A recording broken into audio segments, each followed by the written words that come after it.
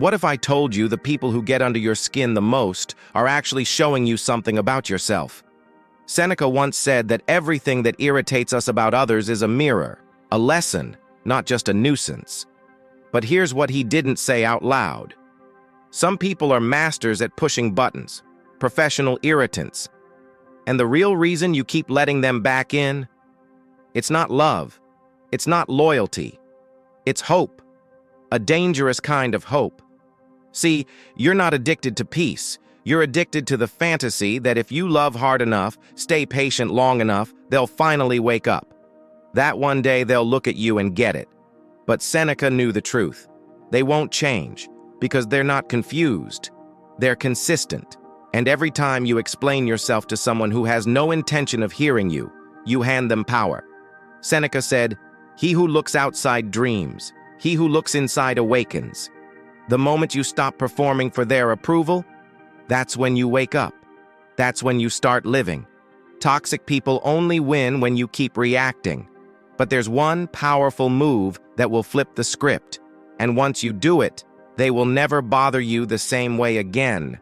So if this hits something real inside you, don't scroll past. Subscribe, like, drop a comment, and share this with someone who needs to hear it. Let's talk about that one move. Number 1, you don't need to yell. You don't need to yell. You don't need to defend your heart to people who've already decided not to hear you. You don't need to keep justifying your intentions to those who twist your words. No matter how softly you speak, some people aren't looking for truth. They're looking for control. And every time you respond, every time you over-explain, every time you give them access to your emotional clarity, you feed a cycle that leaves you drained and them empowered. Seneca understood this long before modern psychology gave it a name. He didn't use terms like the shadow self or emotional dumping ground, but he knew exactly how human nature works. He saw that when someone is unwilling to take responsibility for their own behavior, they project that chaos onto the nearest person who feels too deeply to walk away. That's you. That's how you end up becoming the emotional trash can for someone else's pain, shame, or self-hatred. And the more you try to fix it, by staying calm, by being kind, by trying to show them you're not the enemy, the more they take from you. Not because they're confused, but because they know exactly what they're doing. This is what Seneca warned about when he spoke of psychological inflation. When people begin to believe their ego, their impulses, and their rage are justified simply because they feel them. And when you react to them, when you try to meet them where they are, you inflate that ego further. You're not resolving conflict. You're reinforcing their belief that they are right to treat you like this. You're not just caught in a toxic cycle. You're feeding it with every explanation, every justification, every attempt to make it make sense. But here's what Stoic wisdom teaches, and it's powerful. You don't owe chaos your energy. You don't owe unreasonable people a single drop of your inner peace. Seneca wrote about this in a way that hits harder the more you've lived through emotional manipulation. He believed that true power is in self-control, not in cold detachment, but in the conscious decision to protect your mental space from people who haven't earned access to it. He believed that silence, when used intentionally, isn't weakness. It's discipline. It's war in disguise. Let's be honest. If someone disrespects you, and your first instinct is to explain yourself rather than exit the situation, something deeper is going on. Maybe you were raised to believe that love means fixing broken people. Maybe you learned somewhere that your worth is tied to your ability to be the bigger person. But that instinct, that reflex to soothe, to stay calm, to make things better, isn't always noble. Sometimes it's self-abandonment dressed up as virtue. Stoicism offers another way. It teaches that you don't control what other people say or do. You only control your response. You don't control whether they lie, manipulate, belittle, or ignore you. But you control whether you give them your energy, whether you continue to let them sit in the front row of your life.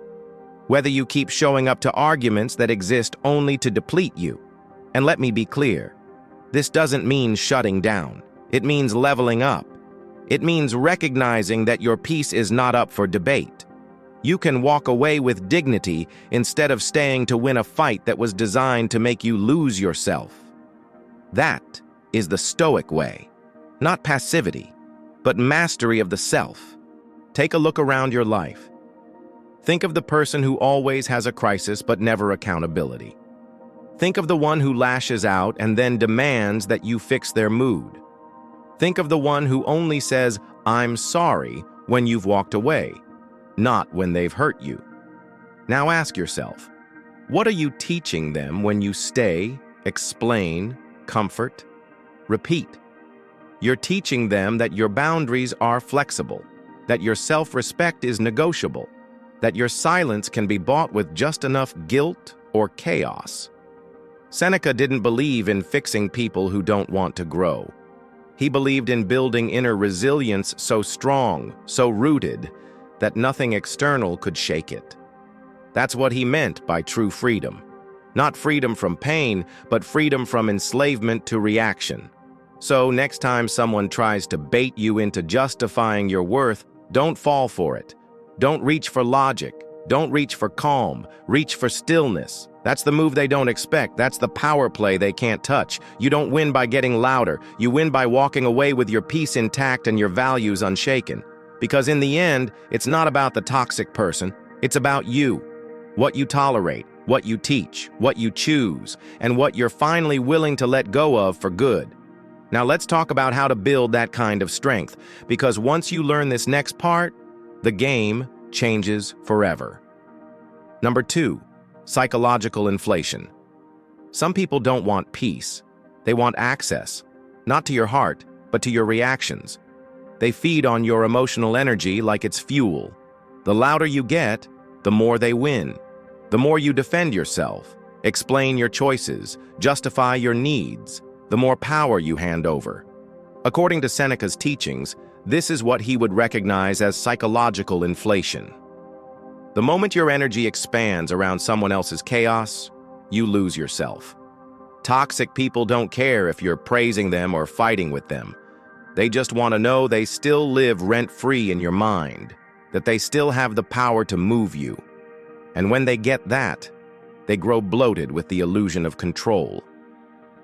Seneca believed that understanding others begins with understanding ourselves. But manipulative people twist this wisdom. They don't self-reflect. They study you. They observe you closely, learn what triggers you, memorize your emotional weak points, and then strike precisely when you're vulnerable. It's not always conscious, but it is calculated. They weaponize familiarity. They know the right tone, the perfect pause, the exact phrase to slip past your defenses and spark a response. And once you respond, once they've cracked the surface of your calm, they win again. You think silence is weak? Seneca would tell you it's the opposite. Silence is a form of control most people never master. It's not passive. It's deliberate. It's restraint as a weapon. In Stoic philosophy, silence is the shield of the wise. Not because you have nothing to say, but because some people are unworthy of hearing your truth. When you choose not to engage, you're not backing down. You're stepping out of a cycle designed to drain you. That's what Seneca meant by individuation, though he wouldn't have used that exact word. He believed in psychological sovereignty, the right to rule yourself, the inner discipline to maintain clarity even when someone is throwing emotional grenades at your feet. He believed that no one should be allowed to disturb your peace without your permission. And once you realize that, everything changes. Here's where it hits. If you've ever found yourself walking away from a conversation and wondering why you feel so small, so defeated, even though you stood your ground, it's likely because the battle was never fair to begin with. You weren't talking to someone who wanted understanding. You were talking to someone who wanted control. And the moment you started defending your worth, you gave them the outcome they were after. Seneca would have told you, "The wise man doesn't waste breath proving his value to someone who cannot see it." And the stronger you become, the more your silence speaks for you. Silence tells them they can no longer disturb your inner world. Silence says, I no longer play games where I lose either way. Let's get practical. Think about someone in your life who always pulls you into emotional conflict. They may not scream or throw things. Maybe they just sigh at the right time, give backhanded compliments, or go silent until you feel guilty and start chasing their attention. Maybe it's the coworker who always finds a subtle way to question your competence in front of others. Or the friend who always forgets your boundaries, but remembers every one of their own. You think you're taking the high road by staying calm, by explaining, by giving second chances. But what you're actually doing is validating their tactics. This is where Stoicism offers real, hard-hitting guidance. Stop feeding the fire. Walk away, not with bitterness, but with authority. You don't have to slam the door. Just don't open it again. Seneca wasn't interested in revenge or emotional scorekeeping. He taught that power lies in self-governance, in refusing to allow the chaos of others to dictate the stability of your own mind. So here's the solution. Master your response. Reclaim your energy. Stop explaining. Start observing. When someone triggers you, pause. Ask yourself, is this reaction worth my peace? 9 times out of 10, the answer is no. The more you practice this, the more untouchable you become. Not cold, not distant, but deeply rooted, like a mountain that doesn't flinch in the storm. Because the goal isn't to get them to understand. The goal is to stop needing them to. That's psychological sovereignty. That's what Stoicism builds in you, layer by layer, choice by choice. Let me ask you something. Think of that one person who always finds a way to get under your skin. What would change in your life if they could no longer affect your mood, no longer steer your day, no longer live in your head? Drop your answer in the comments. Let's talk about it. This isn't just philosophy, it's freedom, and you deserve every ounce of it. Next, we'll break down how to apply this mindset in high-stress environments where walking away isn't always an option, like work, family dynamics, or long-term relationships.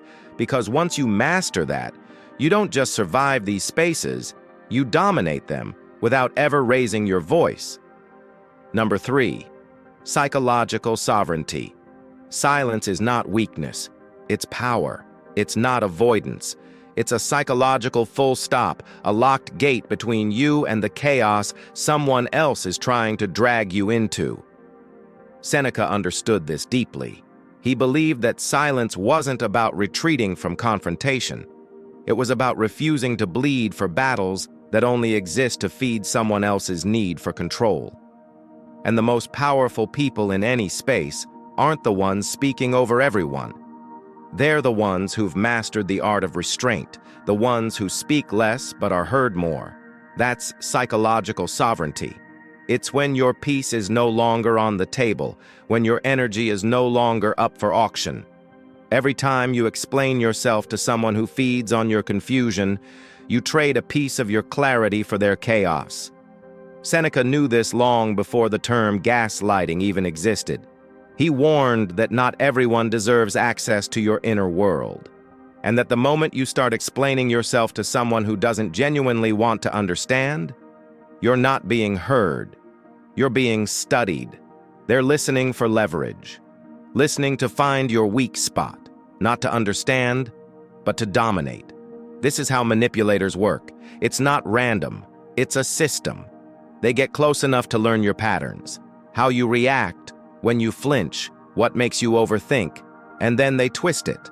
And when you engage, you invite them deeper, into your mind, your emotions, your sense of self. Seneca would say, you've allowed someone to rearrange the furniture in a room they don't own. And that's how you lose sovereignty, not in one big moment, but in small, subtle responses that chip away at your inner stillness. Let me give you an example. A woman named Elena shared how her sister would constantly provoke arguments over trivial things, then spin the narrative to make Elena feel like the aggressor. Every time Elena tried to clarify, to explain, to smooth things over, she ended up more confused, more drained, more resentful. Until one day she stopped. She didn't argue, didn't text back, didn't show up for the bait. And just like that, the game collapsed. The manipulation stopped working. Not because her sister changed, but because Elena did. She took her energy back. That's what Seneca meant by owning your mind. Psychological sovereignty isn't about never being hurt. It's about choosing not to keep handing the blade to the same person. You want to disarm a manipulator? Don't react. Don't correct them. Don't chase closure. They can't twist silence. They can't flip what you never gave them.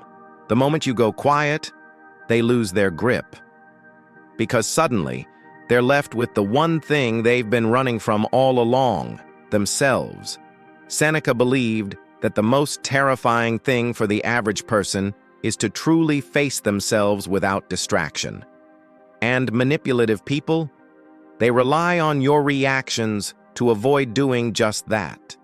If you don't give them your energy, they're left to sit in their own chaos. And most of them can't take it.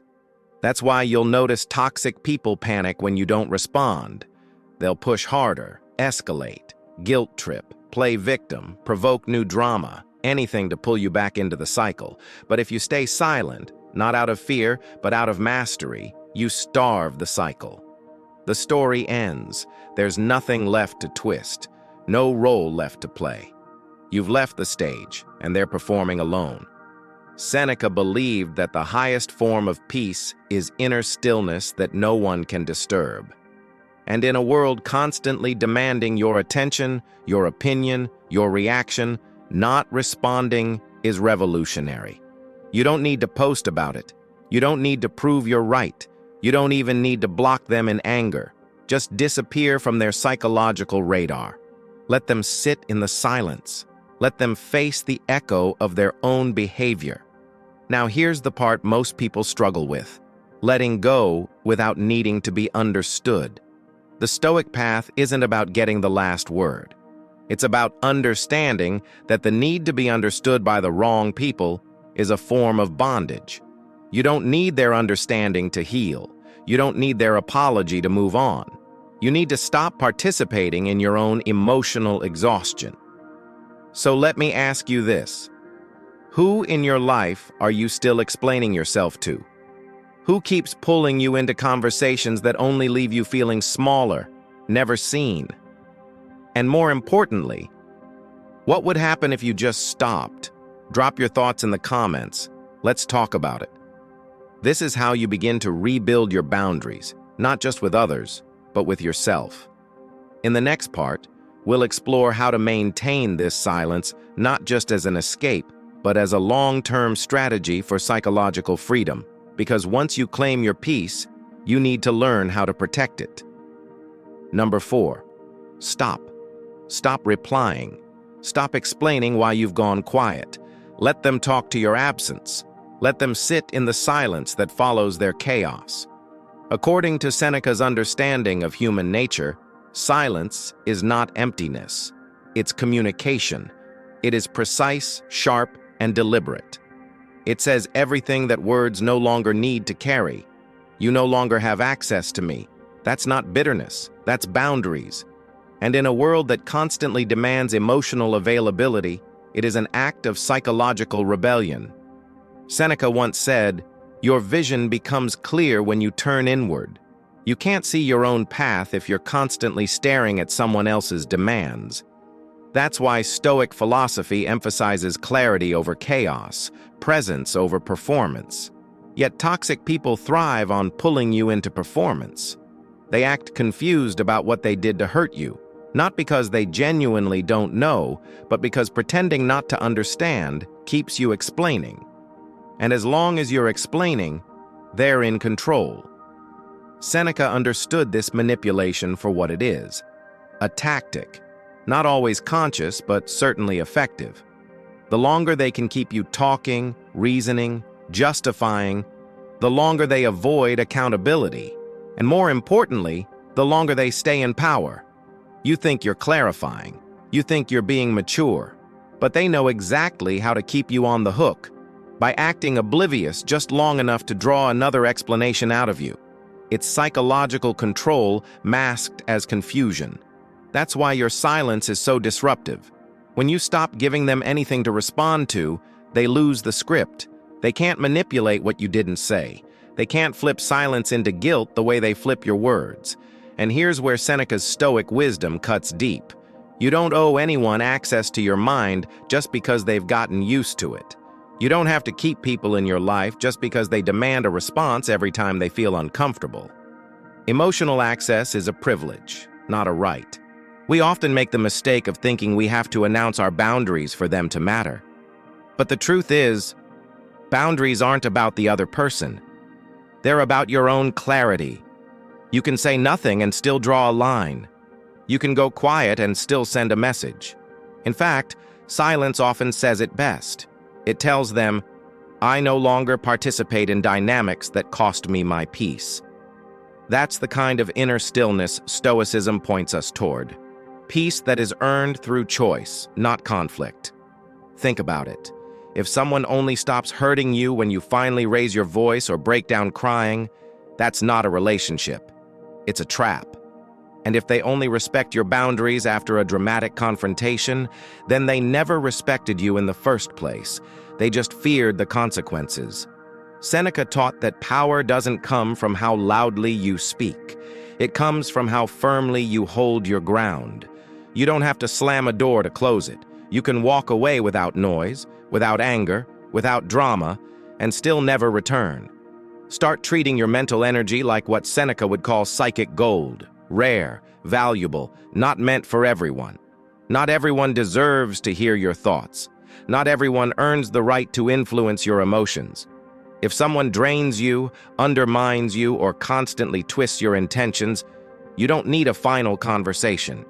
You don't need to craft the perfect message or wait for the right moment to leave. You just stop, quietly, clearly, finally. Stop thinking you owe them closure. You don't. They already know what they did. That's the part most people don't want to admit. Toxic people always know.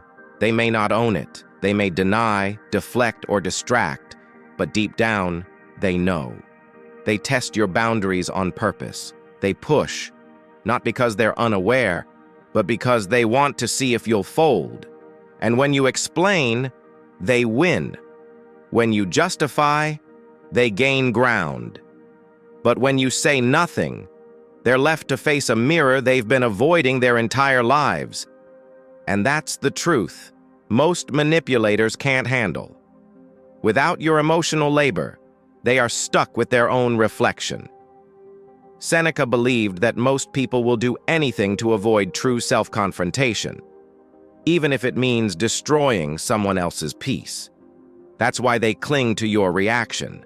It's not love. It's distraction. You are their escape from themselves. But you don't have to play that role anymore. The moment you stop responding, you begin reclaiming your psychological sovereignty. And that's where the healing begins, not in convincing anyone else to change, but in changing the way you give away your energy. Next, we'll get into the methods to reinforce this silence, not as a temporary break, but as a permanent boundary. Because maintaining peace isn't just about what you walk away from. It's about what you commit to protecting every day, from the inside out. If you found these insights valuable, let me know by commenting yes below. Your thoughts matter, and I'd love to hear from you. Number 5. Silence. Silence is what breaks the cycle. Not words, not confrontation, not another long explanation to someone who has no intention of changing. Silence ends their psychological game. Not because it avoids conflict, but because it refuses to feed it. According to Seneca's wisdom, silence isn't passive. It's what he would have called active choice. The conscious, powerful decision to choose yourself over someone else's chaos. It's not avoidance, it's clarity. It's the line where your peace finally takes precedence over their need for control. People will call you cold for going quiet.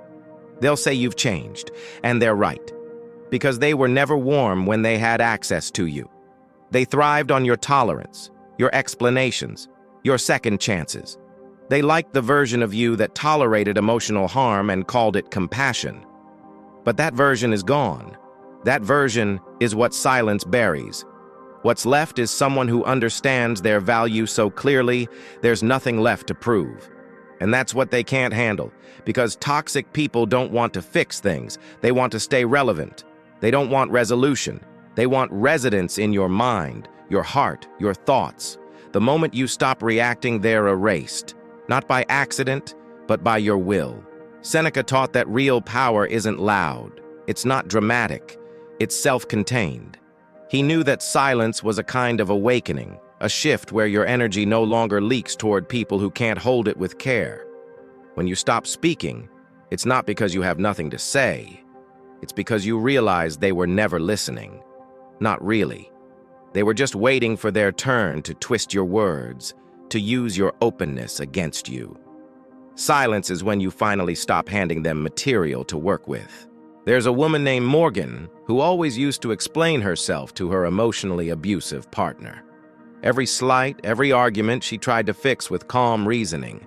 She gave space, she gave time, she gave benefit after benefit of the doubt. But it never changed. Every word she spoke became another opening for him to deny, distort, or deflect until the day she went quiet. Not out of exhaustion, but out of resolve. She stopped answering his messages. She didn't explain why. She didn't write the long letter. She disappeared, mentally, emotionally, spiritually.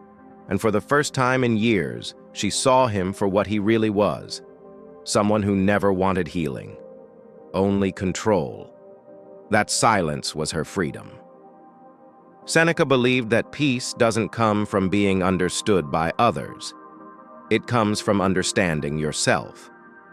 That's the heart of Stoicism. You don't have to scream to be heard when you already hear yourself clearly. When your internal voice gets louder than the noise around you, you finally see what deserves your energy and what doesn't. You realize that not everyone should have access to your heart, your time, your mind. Your attention is your life force, and where it flows, your emotional power follows. Some people do not deserve to flow through your inner world anymore, not because they're bad, but because they're reckless with what you offer. Silence is not weakness. Silence is individuation. It is psychological sovereignty. It is the inner awakening that comes when you realize that reacting to someone's chaos only gives it more power. When you go silent, you stop playing a role in their performance. You step off their stage. You stop allowing your peace to be disrupted by someone who feeds on confusion. That's not being cold. That's being awake. Seneca understood that true power is internal. It cannot be taken. It is only given away. And the moment you stop giving it to those who misuse it, you begin to reclaim it in full. Your silence isn't the end of your strength. It's the beginning of your freedom. The most powerful move you'll ever make isn't screaming, blocking, or posting a goodbye. It's silence. The kind that comes from knowing your worth so deeply, you no longer argue with people committed to misunderstanding you. When you go quiet, you don't disappear. You rise. You stop leaking energy into black holes and start choosing peace like your life depends on it. Because it does. Toxic people don't fear confrontation. They fear irrelevance. And the moment you stop reacting, they lose all power. So if this spoke to something raw and real inside you, don't let it stop here. This is your moment to reclaim your space, your strength, your voice, through silence. You are not cold. You are clear. You are not rude. You are rooted. Hit that subscribe button if you're ready to protect your peace like it's sacred. Like this video if you've ever been drained by someone who didn't deserve your energy. Share this with someone who needs the reminder. You don't owe anyone your breakdown to prove your boundaries. And drop a comment. What's the one thing you're ready to stop explaining to people who don't listen? Let's talk about it below.